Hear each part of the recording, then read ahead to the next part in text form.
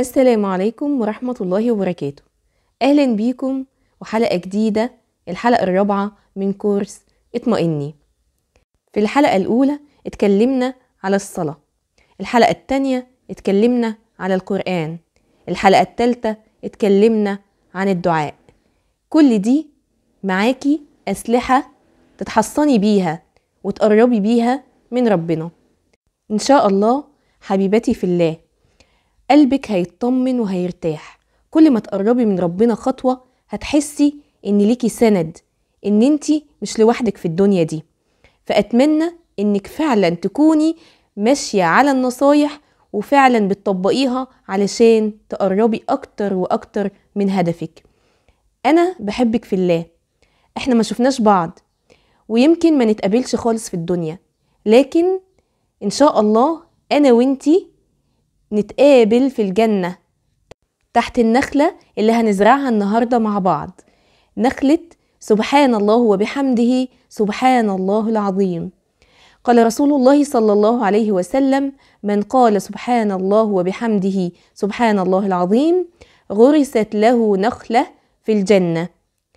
فانت عندك كنز عظيم جدا جدا وسلاح جديد هنضمه لأسلحتنا النهاردة، هو سلاح الذكر.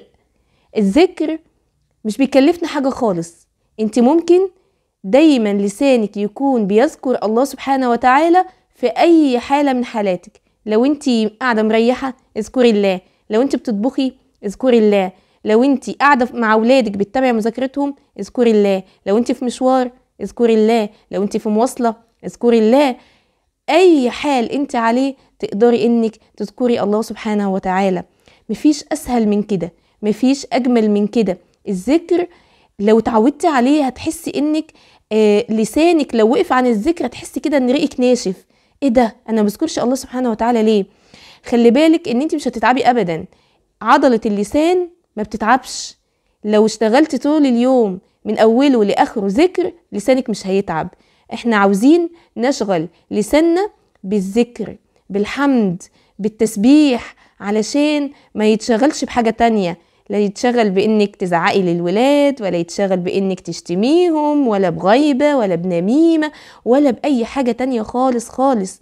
فاحنا عندنا النهاردة سلاح مهم جدا جدا جدا، هو الذكر. هنضمه لأسلحتنا وهنقرب أكتر وأكتر من ربنا عن طريقه. أروع القلوب قلب يخشى الله سبحانه وتعالى، وأجمل الكلام ذكر الله سبحانه وتعالى، وأنقى الحب حب الله سبحانه وتعالى أو حب في الله. الذكر نور للذاكر في الدنيا ونور ليه في قبره. الذكر بيفتح لنا باب للدخول إلى الله سبحانه وتعالى.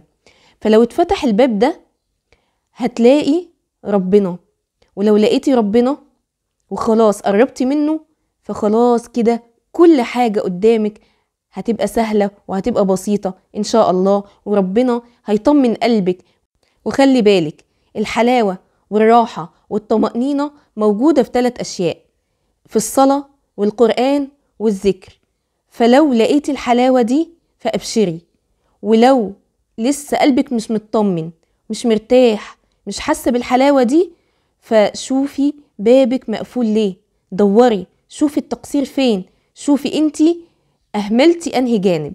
7 يظلهم الله في ظله يوم لا ظل إلا ظله: الإمام العادل، وشاب نشأ في عبادة ربه، ورجل قلبه معلق في المساجد، ورجلان تحابا في الله اجتمعا عليه وتفرقا عليه، ورجل طلبته امرأة ذات منصب وجمال فقال إني أخاف الله، ورجل تصدق أخفى حتى لا تعلم شماله ما تنفق يمينه، ورجل ذكر الله خاليا ففاضت عيناه.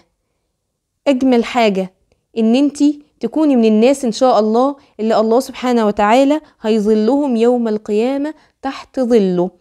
فأهو فرصة جت لنا، ذكر الله سبحانه وتعالى. الحديث طبعا بيشمل الرجل والمرأة.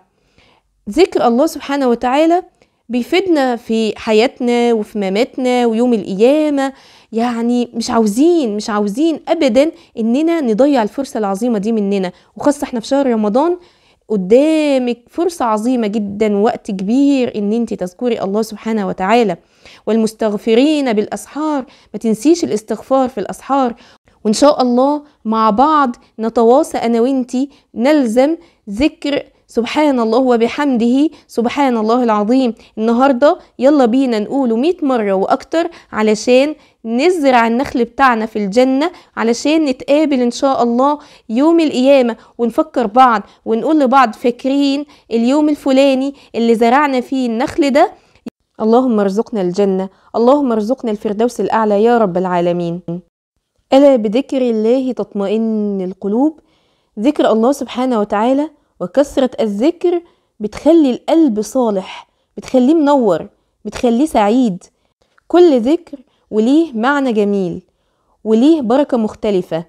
اللي بيلتزم الاستغفار ربنا بيسر له أمره وبيبارك ليه في رزقه وبيسهل عليه كل أموره وبيحفظه من كل شر. والتكبير بيعلمنا إننا ما نحزنش، ولو حزننا عندنا الله سبحانه وتعالى الكبير المتعال. الله سبحانه وتعالى هو كفيل إنه هو يشيل عنك حزنك. ما تلجئيش لأي حد من البشر، الجاي إلى الله سبحانه وتعالى. الله أكبر على كل شيء. الذكر بيخلي قلبك خاشع، بيخلي وجهك فيه نور، بيخليكي ليكي هيبة. الناس الذاكرين اللي كلامهم كله في ذكر بيكون ليهم هيبة، بيكون ليهم شأن.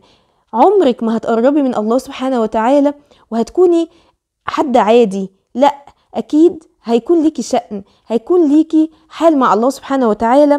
هتكون دعوتك مستجابة إن شاء الله، هيكون قلبك مطمن، هتكوني مرتاحة، هتكوني حاسة إنك ملكت الدنيا كلها بقربك من الله سبحانه وتعالى. الكلام مش كلام وخلاص، لا، ده وعد الله سبحانه وتعالى. يبقى خلاص متفقين مع بعض، هنظبط الصلاة بتاعتنا، هنصلي في أول الوقت إن شاء الله ونصلي السنن. كمان القرآن هيكون هو صديقنا، هنقرأ قرآن وهنتدبر ونعيش مع القرآن.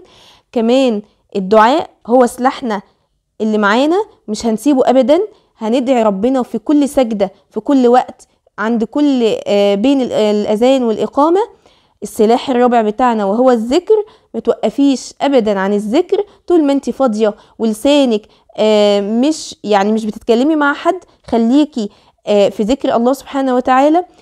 وصينا بعض ب100 مرة سبحان الله وبحمده سبحان الله العظيم. لو انت لسه موجودة معايا لغاية دلوقتي اكتبي في التعليقات سبحان الله وبحمده سبحان الله العظيم. ما تنسيش احنا هنزرع نخل في الجنة علشان نروح نتقابل هناك ان شاء الله انا وانتي، ونفكر بعض يوم لما اتفقنا على الذكر ده وان احنا زرعنا النخل بتاعنا، وان شاء الله نكون كلنا من السعداء في الدنيا وفي الآخرة. وإن شاء الله نكون متحابين في الله علشان إن شاء الله نكون من الناس اللي هيظلهم الله يوم القيامة تحت ظله يوم لا ظل إلا ظله إن شاء الله بإذن الله. أوصيكي كمان إنك تعلمي ولادك الأذكار، وإن انتي لو هم حتى صغيرين خليهم يعدوا على إيديهم ويذكروا الله سبحانه وتعالى. وكمان أوصيك النهاردة ما تنسيش تحضني ولادك وتبوسيهم وتقولي لهم بحبكم.